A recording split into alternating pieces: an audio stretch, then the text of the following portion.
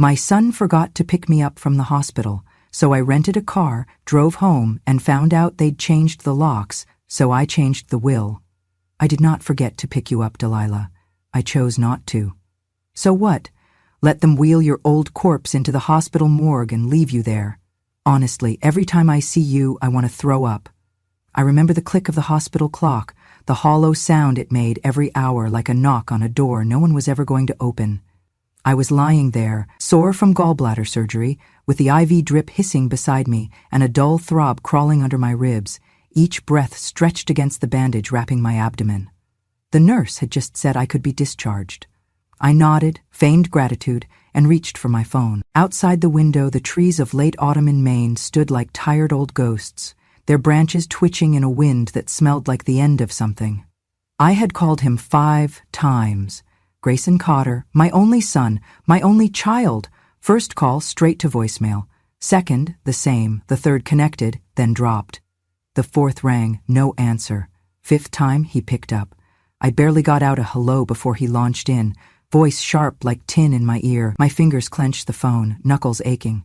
I didn't speak. I didn't trust my voice. But I heard hers. Brielle, my daughter-in-law. Laughing behind him, that tight, mocking laugh she used like punctuation. Why is she calling again? Jesus, it's like having a zombie on speed dial. Smells the same, too. Grayson didn't correct her. He chuckled, that same condescending sound he used on telemarketers. Don't call us every 5 minutes like a lost dog. We're not your taxi, old woman. Then, click. The silence after was louder than the beeping of my monitor. I just sat there. My hands shook, not just from the anesthesia wearing off, but from something heavier, something final. If you feel justice deserves celebration, smash that hype button. Let us keep stories like this alive, echoing far, far away. Your support helps us bring understanding and love to those who deserve it. Thank you so much, and keep listening. The nurse came in with my discharge papers. She smiled gently and asked if my family was on their way. I lied and said yes. I packed slowly. Each movement tugged at the incision, like my body itself was reluctant to move forward. I folded my nightgown into the small canvas bag and paused by the window. The lot below looked blurred, not from rain, but from what I refused to let fall from my eyes.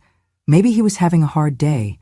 Maybe Brielle had poisoned him again with her little insinuations, but somewhere, in the quiet between my ribs, I knew the truth. This wasn't new. They hadn't just stopped loving me. They had started resenting me. I called a taxi. The driver, no older than 20, jittery and polite, helped me with my bag. When he asked if I was heading home to family, I simply said no. He dropped me at the rental car office 3 miles from the hospital. I signed the papers with a hand still trembling and slid into a 2011 Corolla that smelled faintly of old cigarettes and pine-scented cleaner. The seat was too low, the gear shift stiff. I adjusted the mirror and saw myself, pale drawn, eyes rimmed in gray. I looked like someone who had been erased in pencil and forgotten to be redrawn. I drove. The roads unwound slowly through thinning trees. The sky sagged like old fruit, bruised and overripe. My side ached with every bump, every corner. I kept the radio off. I didn't want music. I didn't want noise. I wanted to remember. And I did. I remembered waking at 4 every Christmas morning to bake cinnamon rolls before Grayson padded down the stairs in his footed pajamas. I remembered selling my engagement ring, the one Thomas gave me after saving up for 7 months so Grayson could pay for his first semester of college. I remembered holding his hand when they set the bone in his shattered leg. I remembered standing like marble at Thomas's funeral because my son needed someone solid. I remembered every single thing. I pulled into our neighborhood as the light waned and shadows stretched thin across the sidewalks. Same painted porches, same trimmed hedges, same soft glow from windows that didn't know what rejection felt like. I turned into the driveway of the house that used to be mine. The porch light was on, curtains drawn, front step swept clean. I stepped out, one hand clutching the canvas bag, the other bracing my ribs. My key was cold in my palm. I pushed it into the lock. It didn't fit. I tried again and again. Nothing. I knocked. Once, then again. Movement behind the curtain. "Grayson!" I called, my voice barely above the breeze. For a moment, nothing. Then, her voice. Brielle. Maybe then the house would finally stop smelling like dust and regret. The porch light flicked off. I stood there, the dark pressing against me like a verdict. No coat, no home, no sun. I turned back to the car, drove in silence, parked outside the only motel in town still willing to accept cash. The girl at the front desk barely looked up, gave me a key without asking questions. I walked into the room, flipped the lock, sat on the edge of the bed, and stared at the wall until my back stiffened from the stillness. I did not cry. Not then. I did not scream. I simply whispered, to no one, to nothing, I see now, I see you both. And in that quiet room, with my stomach stitched and my soul unraveling, I made a decision. I was going to change everything. I do not remember the rain starting, only that it had already settled in by the time I turned onto my street. Not a dramatic downpour, just that slow, needling drizzle that slips into your collar and makes your bones feel borrowed, the kind of rain that whispers, quietly but clearly, you are not wanted here. The windshield wipers dragged across the glass with a tired squeak, like they were as reluctant to keep going as I was. My hands gripped the wheel tighter than necessary. My palms were cold, my knuckles pale and stretched under skin that used to be firmer. Every bump in the road nudged the ache beneath my bandages. Then I saw it. The house. Familiar, unfamiliar. I had lived in that house for over 4 decades.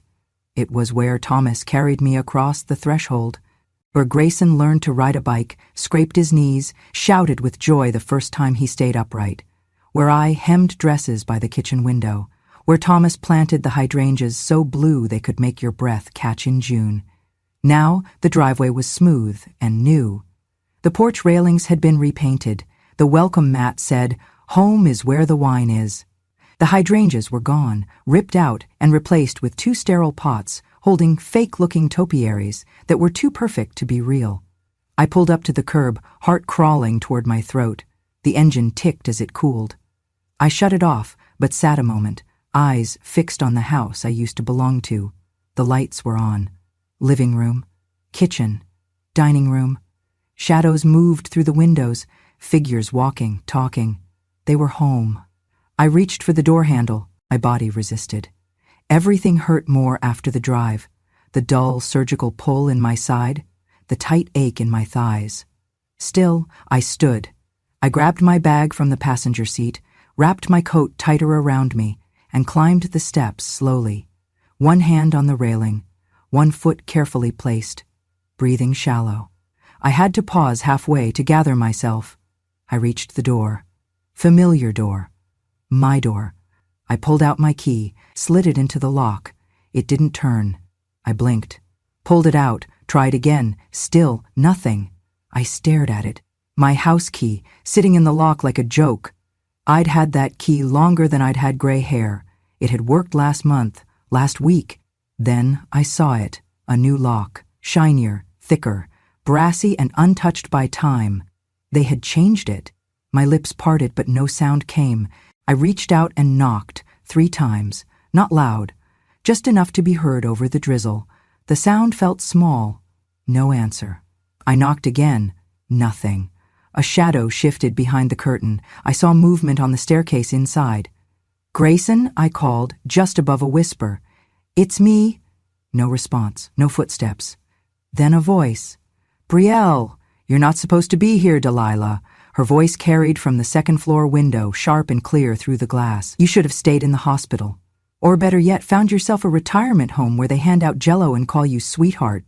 I froze, my hand still resting on the doorframe, the rain now soaking my collar, threading its way down my back like cold fingers. She kept going. "Honestly, this house smells better without you in it. Less mothballs and martyrdom." A laugh followed. Not kind, not amused, just mean. I turned back to the door and knocked once more, louder this time. It stung my side. "Grayson?" I said. "Grayson." A long pause, then movement.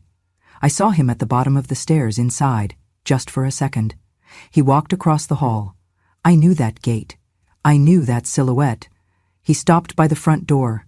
He was right there. All he had to do was reach out, turn the knob, Say my name. I held my breath. He turned away, walked back into the shadows, vanished. The porch light clicked off. I stood there for another minute, watching the dark window, hoping, stupidly, that maybe he'd change his mind. Maybe the boy who used to hold my hand in the grocery store would return. Maybe... No. I stepped down, each foot heavy, the wet concrete like ice under my soles. I walked back to the car, my coat clinging to me like regret. I didn't cry, not yet. I just sat behind the wheel and stared at the house. Their house. Now. They'd done it. They'd erased me. I backed out of the driveway, headlights sweeping across the front steps where I had once stood with Thomas, taking family photos, where I'd once waved to neighbors with Grayson on my hip. No one waved now. I drove past Eloise's house. Her curtains were drawn. The porch light was off. I thought about stopping, knocking on her door, but something in me had shut down. I didn't want comfort. I wanted clarity. The road wound out of the neighborhood and led me back to the edge of town. The motel sign flickered faintly in the rain. Vacancy blinked like a dying heartbeat. I pulled in. The girl at the front desk didn't ask my name, didn't ask anything. I paid in cash. She slid me a key card and pointed down the hall. Room 212. I closed the door behind me and locked it twice. The air smelled faintly of mildew and air freshener that had given up. The bedspread was coarse, the carpet thin, but it was mine, for now. I peeled off my wet clothes, shivering as the cold clung to my skin like a second betrayal. I changed into the hospital discharge sweater, still smelling faintly of antiseptic, and sat on the edge of the bed. I tried to remember the last time Grayson hugged me. I could not. The last time Brielle smiled at me without venom. I could not. The last time that house, my house, felt like it needed me. It had been years, and now it did not even recognize me. I sat there a long time. No television, no light except the one from the cracked lampshade. I whispered, barely audible, "They changed the locks." And then, after a long pause, long enough for the hurt to settle into something sharper, I said, "So, I will change everything else."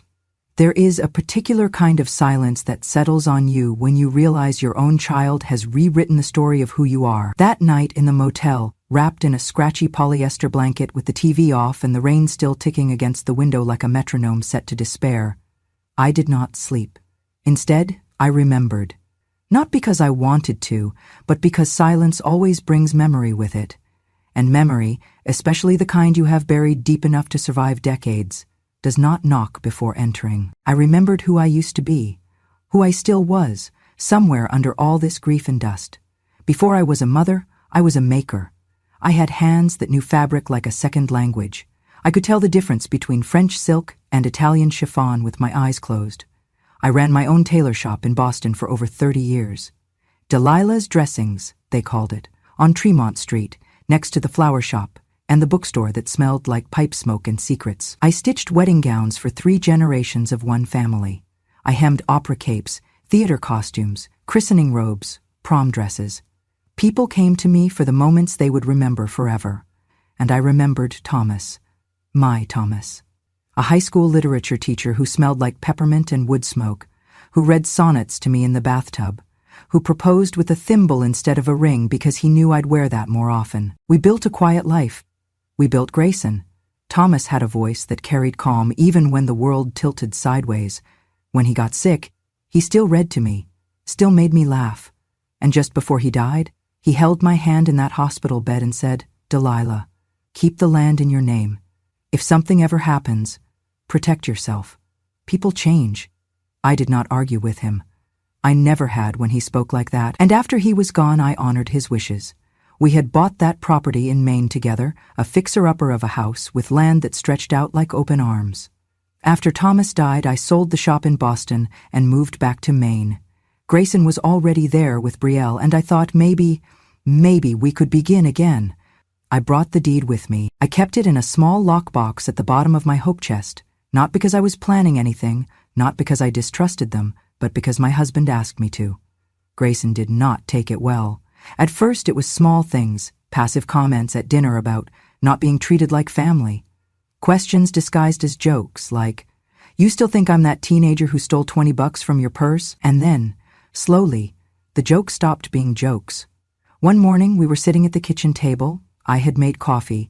I offered him the cream. He looked at me and said, "You do not trust me, do you? You never have. Not really. You never saw me as a man, just some obligation you carried too long." I had no words for that.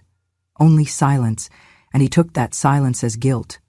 Brielle did not help. She had always been polite in that plastic, brittle way that women sometimes use when they do not want to bother hiding their contempt. She hugged with her chin high, complimented my cooking like it was an act of charity, and treated my presence in the house like an aesthetic flaw she could not quite sand down. But once the question of the land became public, when Grayson began to complain to her that I held the reins too tightly, her disdain turned into narrative. She became the storyteller, and I was her villain. I overheard her on the phone one afternoon, voice loud and careless in the next room, thinking I was out back. "She lives for control," she said. "She hoards property and trauma like old people hoard pills. She's the mildew under our wallpaper. We try to live a modern life, and she's in the background with her dusty little apron and those judgmental eyes, like a bad smell we can't clean out." That was the day I stopped baking for them. That was the day I realized I was no longer the quiet foundation they built on. I had become the crack in the wall they wanted to plaster over. Friends of hers started treating me like a tenant. They would come for dinner and greet me with condescending smiles. "Oh, hi, Delilah. Still here?" How cute. One of them called me a legacy decoration right in front of me, thinking I would not understand the phrase. Brielle laughed. The worst part? Grayson said nothing. Even when he heard them. Even when I stood right there, he never corrected them, never told them to stop, because deep down I think he believed it too, that I was an embarrassment, a relic, a mistake they could not quite get rid of because it would look bad on paper. It was not about the land. It was never just about the land. It was about the idea that I still had power they had not been given, that I still mattered in a way that complicated their picture-perfect life. And Brielle? She was always more interested in pictures than people. Our house became her showroom. Every piece of furniture had a hashtag. She posted videos of redecorating the old woman's room without ever saying my name. She changed the wallpaper in the hallway and called it detoxifying the energy. She had the audacity to hang a photo of her own mother in the living room, large, framed, and glowing, after tucking away the only picture I had of Tomas and me. When I asked where it went, she said, "Oh, it clashed." And just like that, my memories were removed from the walls of my own home. Over time, they stopped inviting me to their dinners. They hosted parties without mentioning them. They laughed in rooms I was not welcome in. I became the sound of slippers down the hallway, a door that opened and shut too softly to count. I was disappearing in increments. And every time I tried to speak, to push back, I was called difficult, dramatic, too emotional. Brielle told her friends I was rebranding victimhood as senior citizenship, that I was performing elderliness for sympathy points, that my vibe was outdated and depressing. I had become, in their story, the mother no one wanted to remember, and that is how they made it easier to forget they loved me once, by convincing themselves I was never lovable to begin with. But I remembered everything. I remembered who I was. And I knew now, sitting in that motel room alone, with the heater rattling beside me, that if they had rewritten my story, it was time I wrote an ending of my own, one that did not ask for permission, one that did not wait for kindness. Because if they wanted me erased, they would have to learn what it meant to be written out themselves. The camera was the size of a coat button, tucked discreetly into the corner of the bookshelf in the hallway outside my room. I bought it online, paid in cash at the pharmacy, and followed the instructions with trembling hands. I did not tell anyone I installed it. I did not need their permission. I needed proof. I had never imagined I would live to a point in my life where I felt safer with surveillance. But when silence becomes strategy, evidence becomes protection. It started with things going missing. My sewing scissors, a necklace Thomas gave me, a box of letters I had written but never sent. Then came the locked pantry, the new labels on food containers. For household use only. The way Brielle spoke to me changed too, like I was an employee who had stayed too long, like a smell they could not scrub out of the curtains. Grayson never said much, but his silence was not neutral.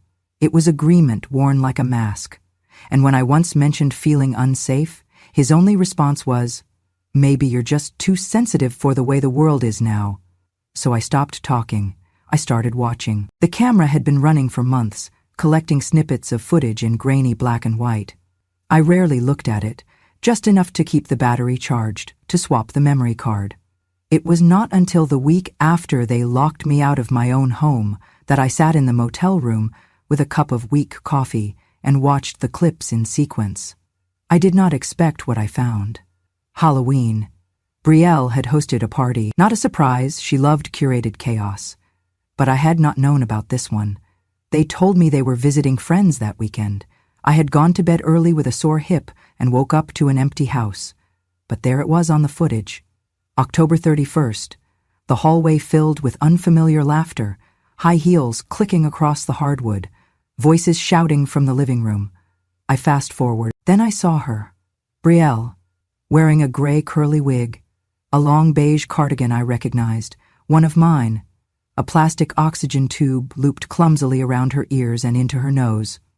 She walked with an exaggerated hunch, one arm bent at an awkward angle, the other dragging a cane that was really a broomstick wrapped in tinfoil. She shuffled into view, muttering nonsense in a fake, quivering voice. "Oh dear, where did I put my pills? Grayson, did you take my heating pad again? This room smells like morality." The crowd behind her howled with laughter. And then Grayson appeared on screen. My son, holding his phone, recording her, smiling. No, beaming. "Ladies and gentlemen," he announced, "Delilah the mummy.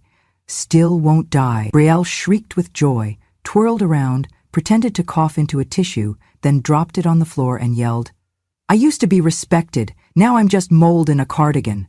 Someone off camera shouted, more like passive-aggressive taxidermy. Grayson laughed so hard he doubled over. The video ended there. I stared at the laptop screen for a long time. I did not flinch. I did not cry.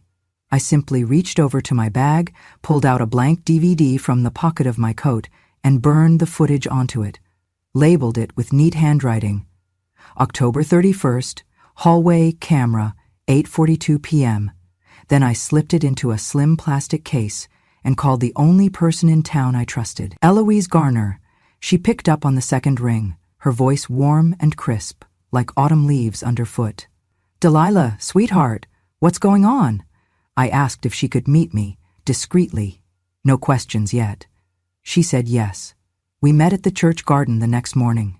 It was empty except for 2 crows perched on the bench where we sat. I handed her the disc and said, "If anything happens to me, this is why." She looked me dead in the eye and said, "They do not know who they are playing with, do they?" I smiled, but it did not reach my cheeks. "No," I said, "they never cared to learn." After that, I walked back to the motel, slower than usual. Not because I was tired, but because I wanted to feel every step. The air was sharp with the smell of pine and impending snow. Maine had a way of reminding you that beauty and bitterness lived side by side. Back in the motel, I brewed another cup of weak coffee and sat on the bed, replaying the video in my mind. Not because I wanted to relive the humiliation, but because I needed to understand the performance. Every detail, every line, every laugh. They had not just mocked me, they had rehearsed it, crafted it, designed it to please an audience.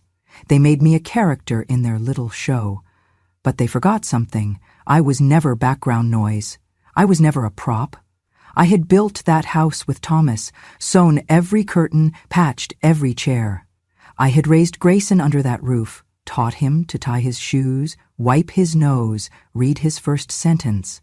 I had buried my husband with dignity and cooked every Sunday dinner for years afterward, even when no one said thank you. I was the mortar between every brick they now lived inside. And they had the audacity to parody me? To turn me into a Halloween joke? A joke so cheap it would not survive past a punchline? They thought I would stay quiet. They thought shame would keep me still. But shame is a familiar coat to women like me. We wear it until it frays, then we fold it and put it away and wear resolve instead. That night I wrote a list. I titled it, Final Things. Update will. Retrieve original deed from safe deposit box. Call Ava Mendoza. Order transcripts from camera footage. Change everything. I put the pen down and stared at the last item. Change everything. It would not be quick. It would not be loud. But it would be permanent. Because when people laugh at you like that, they are not laughing to be cruel. They are laughing because they think you cannot do anything about it, and that is exactly when you must. So I folded the list, tucked it into my bra like a prayer, and I whispered to the empty room, "Delilah the mummy, huh? Let's see who is buried first." The first snowfall of the season came on a Monday, quiet and unannounced. I woke to a world gone pale. Trees softened with powder, rooftops dusted like sugar, the motel parking lot hushed under a thin blanket of white. Everything looked clean, untouched. But I knew better. I made 2 calls that morning. The first was to the bank where Thomas and I had opened our joint account 43 years ago. It was also where we had rented a safe deposit box, Box 117, tucked into the bottom row, the key to which I had worn on a chain around my neck ever since he died, just in case, just like he asked. The second call was to Ava Mendoza. She picked up on the first ring. "Ms. Delilah," she said, her voice still soft like I remembered, but steadier now. A woman groan. "I need to open a door I've kept closed too long," I told her, "and I need someone smart enough to stand beside me when I do." "I have been waiting for this call for 15 years, she replied. I arrived at the bank just after noon. The manager still recognized me, though his hair was thinner and his tone more cautious. I presented the key, signed the necessary forms, and followed him through 2 locked doors and down a narrow corridor into the vault. He knelt to open the box and stepped aside. "Take your time, Miss Cotter," he said. I did not rush. The metal drawer was heavier than I remembered. Inside, a stack of yellowed documents, a velvet pouch containing my grandmother's earrings, a sealed envelope with my name written in Thomas's handwriting, and 1 folded sheet, thicker paper, aged but intact. I opened the letter first. It was dated April 12, 2009, 3 months before Thomas died. "Delilah, my love," it began.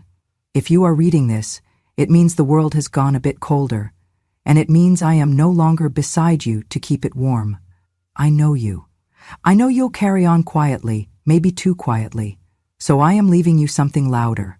The document beneath it was a notarized amendment to our original estate plan, something Thomas had drawn up with an old friend at the courthouse in Bangor. It granted me full discretion to override the family inheritance if I at any time experienced neglect, abuse, or abandonment at the hands of our heirs. It named no specific individuals.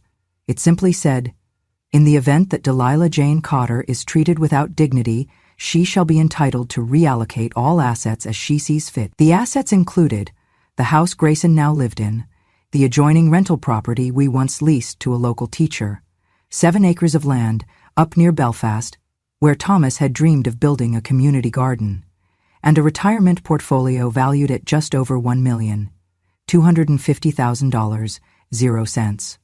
I folded the papers carefully, placed them in my purse, and left the vault, feeling 10 pounds lighter and 10 years older. That evening, I met Ava in her office above the bakery on Main Street. It was a modest space, old oak desk, law books stacked neatly on every shelf, a window that overlooked the town square now coated in snow.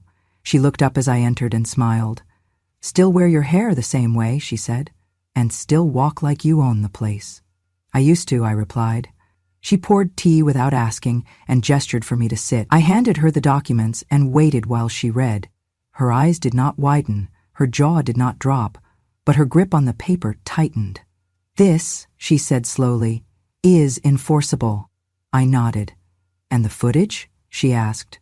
"I have copies, physical and digital, dated, time-stamped. And witnesses?" "1. Eloise Garner, and a nurse at the hospital who overheard the discharge call." She leaned back in her chair, hands folded under her chin. "I will take the case. I cannot pay you." "You already did," she said, 15 years ago, when you made my graduation dress for free." When my mama could not afford one and you told her dignity should never come with a price tag. I stared at her for a long moment. You remember that. I wore it like armor. I still have it in my closet. The silence between us was no longer empty. It was full of history, of purpose. Ava laid out the plan methodically. We would file for a protective order based on elder abuse and emotional distress. We would submit the footage, the witness testimonies, and the letter from Thomas as evidence. And we would initiate a formal request to transfer all holdings into a new trust, one that excluded Grayson and Brielle entirely. No court in Maine will look kindly on what they did, Ava said, especially not with video. I nodded again, this time with steel in my spine. What do you want the new trust to do? She asked. I did not hesitate. I want it to protect people like me, women who are quiet too long, women who are told their value ends when their skin wrinkles and their usefulness fades. I want it to be a weapon in the hands of the forgotten. Ava smiled. Then we build you an arsenal. We signed the first batch of documents that night. I left the office with a file folder under my arm and the kind of resolve that does not shiver in the cold. Back at the motel, I placed the folder beside the television and sat on the bed. They had changed the locks, mocked my breath, my body, my age, but they had forgotten one thing. Thomas had never stopped protecting me. Even from the grave, he had left me one final shield. And now, with Ava at my side, I would use it, not for revenge, but for reclamation. Because sometimes justice is not loud. Sometimes it is sealed in an envelope, and all it needs is a woman brave enough to open it. The courthouse in Bangor was old enough to remember better days. Its wood-paneled walls held echoes of justice handed down through generations, and on the morning of my hearing, it smelled faintly of lemon oil and tension. I wore navy blue, not black. This was not a funeral. I had already buried the version of me that begged to be let in. This was something else entirely. A quiet resurrection. Ava walked beside me, her heels clicking with purpose. She had brought everything, our evidence, our witnesses, and something Grayson and Brielle never expected. The truth. Neatly organized in files. Backed by law.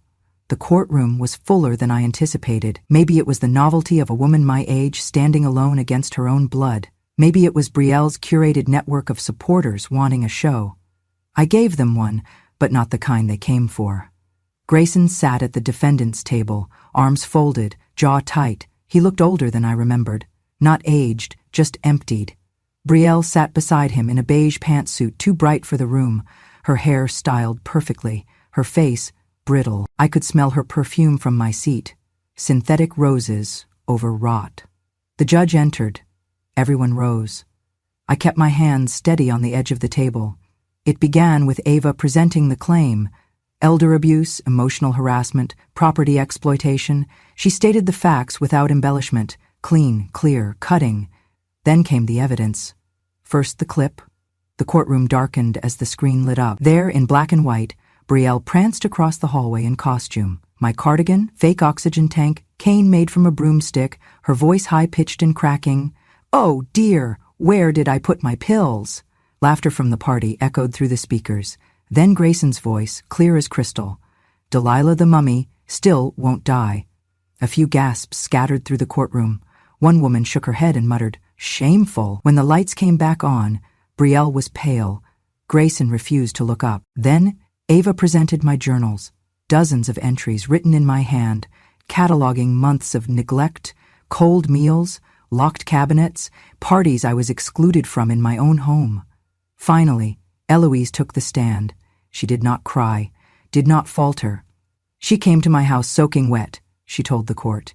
They had changed the locks, refused to let her in. That is not a misunderstanding. That is cruelty. The defense tried to argue it was all a miscommunication, that the clip was a joke among friends, that I was struggling with memory and reinterpreting things emotionally. The judge interrupted. You're arguing her memory is faulty while the video shows your clients mocking her existence.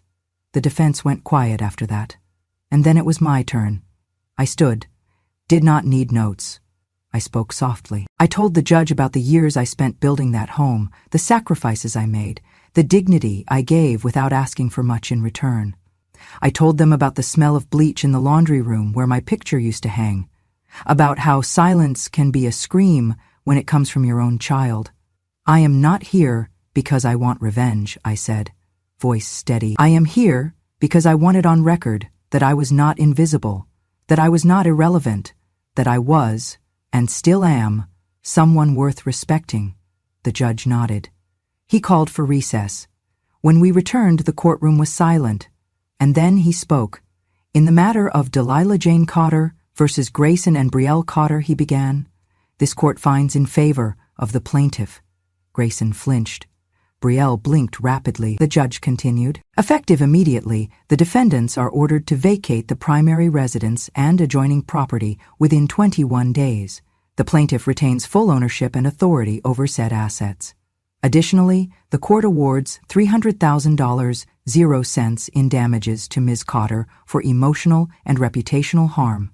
A no-contact order is issued, prohibiting the defendants from coming within 50 meters of Ms. Cotter's person, residence, or place of business. The courtroom exhaled as one. Brielle fainted, collapsed right there in her chair, like a puppet with its strings cut. The bailiff rushed to her side, but I did not move. I simply watched. Grayson remained seated, head bowed, shoulders shaking, but not with tears. With something else. Maybe realization. Maybe shame. Maybe just the weight of consequences finally catching up. He did not speak. I did not need him to. I walked out of that courthouse taller than I had in years. Outside, snow had begun falling again, gentle, relentless. Ava handed me a copy of the judgment. It's over, she said. No, I replied, it's only just begun. Because justice had spoken. Not with fists, not with screaming, but with truth. And for once, that was enough. The house was quiet when I returned. Not silent the way grief is silent, but peaceful, the way an old quilt wraps around your shoulders just right. They were gone. Grayson and Brielle had moved out 3 days before the court-ordered deadline. No note, no apology, just a set of designer coasters left on the kitchen counter, like a final insult. I threw them in the bin without a word. I walked through every room, barefoot, listening to the creaks and echoes. The house felt bigger somehow, less full of ghosts, more full of breath. But I knew it would never be home again, not the way it once was, not the way Thomas and I built it to be. So I made a decision. A week later, the papers were signed. I donated the entire property, house, land, rental unit, and garden, to the Northern Maine Women's Resilience Foundation. They specialized in transitional housing for elderly women escaping abuse or abandonment. It was the only center of its kind in the county. They had a wait list a mile long and nowhere to go. Now they had a place. I stood on the front porch, my porch, as the new sign was unveiled. Maison of Quiet Courage. It was Ava's idea, the name, because what you did, she said, was not loud, but it was strong, and it was right. They gave me a room of my own, small, sunlit, tucked near the back where the hydrangeas used to bloom. I turned it into a little workshop, a place for sewing, baking, and teaching women like me how to write wills that would not be ignored. Every Tuesday afternoon, we gathered at the long dining table. Some had bruises still fading, some had eyes that wouldn't make contact yet. But all of them carried stories no one had listened to until now. I taught them to bake ginger cookies from scratch. I taught them to mend buttons and stitch seams and patch more than just fabric. I taught them how to keep records, how to document everything, how to make their names unerasable. Some brought tears, others brought laughter, one brought a cat, and week by week the house began to hum again. Not with cruelty, but with community. Meanwhile, outside these walls, my past caught up with its karma. Brielle launched a GoFundMe within 2 weeks of the verdict. She titled it, Starting Over After Elder Abuse Accusations Ruined My Life. She posted curated photos of herself looking sad and windswept, standing outside a thrift store with designer sunglasses tucked artfully in her collar. I was misrepresented, she wrote. We were all just trying to help Delilah. But the media twisted everything. We were caregivers, not criminals.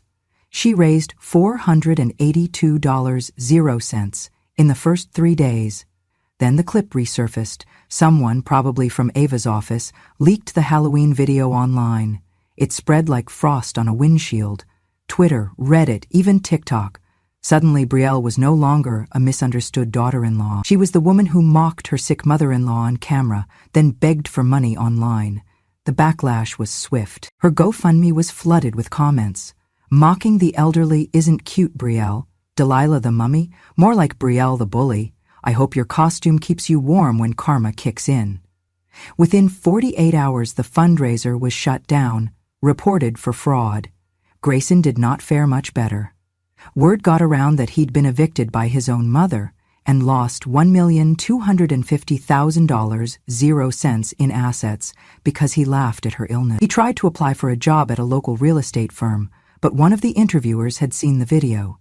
They did not call him back. The internet had a name for him now, Mama Evicta. Memes popped up. One showed a Halloween mummy holding a deed. Another had Grayson's face photoshopped onto a Monopoly board with the caption, "Do not pass go. Do not collect inheritance." I did not laugh, but I did not feel sorry either, because accountability does not require vengeance, just exposure. And sometimes, justice is as simple as showing people who you really are and letting the consequences settle where they may. Back at Maisonneau Quiet Courage, we were preparing for winter. The women were knitting scarves. I taught a few how to make pecan pie from scratch. One of them, a sharp-tongued former librarian named June, offered to help catalog my journals. We turned the upstairs study into a library, not of books, of testimonies, handwritten accounts of abandonment, recordings of gaslighting, court documents, screenshots, photographs, all filed, time-stamped, and preserved. We called it the Room of Remembering, because forgetting is how abuse survives, and remembering is how we end it. I kept my room simple: a bed, a rocking chair, a wall of framed photographs, Thomas holding Grayson as a baby, me standing outside my old shop in Boston, a wedding picture from 1963, a snapshot of Ava in her graduation dress, and one of Eloise and me, laughing, taken just last month. Grayson never reached out. Brielle tried to email once, some half-hearted apology riddled with phrases like misunderstanding and hurt feelings on both sides. I marked it as spam, because closure is not always a door swinging shut. Sometimes it is simply walking into a new room and realizing no one has the key but you. The last night of autumn, I sat on the porch with a blanket over my knees and a mug of tea in my hand. Snow had not come yet, but I knew it was close. The wind smelled like forgiveness, but not the kind you give to others, the kind you keep for yourself. And as I looked at the lights in the windows, the laughter from inside, the women who once thought they had no place left to go, I whispered something I had not said aloud in years. I am home. And this time, no one could lock me out. She was young, early 20s, respectful but nervous, a recorder in one hand, a notebook in the other. Elena Ramos, local journalist, working on a story about elder resilience. Someone had told her about the Maison of Quiet Courage, about me. "I'm honored you agreed to speak," she said, settling across from me on the porch. "Don't flatter me yet," I replied. "You haven't asked anything hard." She asked about the Maison, the workshops, the mission. I gave her the polished truth, about dignity, about reclaiming silence. Then, softer, "Do you ever think about your son? About Brielle?" I sipped my tea. "Every time I smell bleach and feel nothing," she blinked. "Do you want them to apologize?" "No," I said. "I want distance, silence, to live without explaining why I deserve to not be mocked." She closed her notebook. "Can I ask one more thing off the record? What did you put in your will?" I looked out at the snowy field, the wind nudging the chimes. "I made it simple. The Maison went to the foundation, my journals to Ava for posthumous release, my thimble, the one Thomas gave me instead of a ring, to Lila, the girl who stitched her first pillow with trembling hands. And I left one message, handwritten, inside the safe. If, one day, they end up on someone else's doorstep, if they knock with apologies rehearsed, I hope it's not the door of another mother who knows how to keep records." Elena sat silent, then whispered, "That's the coldest and most powerful thing I've ever heard. It's not cold, I said. It's clear. There's a difference. She left. Her article was kind. She called it The Mother Who Refused to Disappear. It spread quietly. I declined interviews. I stayed in the workshop. Baked pies, folded fabric, watched the women grow louder. Sometimes the phone rang. I never answered. Once, a voicemail, Grayson. His voice cracked. Mom, I don't know who I am anymore. I thought I knew, but I don't. I miss something. I don't know if it's you or just the way things used to feel. No apology, just, I hope you're okay. I really do. I deleted it. Not out of spite, out of clarity. Because sometimes the kindest thing you can do for someone who's lost is not hand them a mirror, but let them walk without one and discover alone what they truly are. That winter's last snow blanketed the house like a secret. I stood at my window, sipping tea, watching the path disappear beneath white, and I thought, I am not erased. I am rewritten, and every word is my own. _____. Thank you for listening to my story. If it made you think of your own mother or what silence can carry, then I've said enough. But if you want to hear more stories, true stories, told from the quietest woman in the room, the kind they thought would never be spoken aloud, subscribe to Grandma True Stories, because revenge has no expiration date, and sometimes the softest voice remembers the most.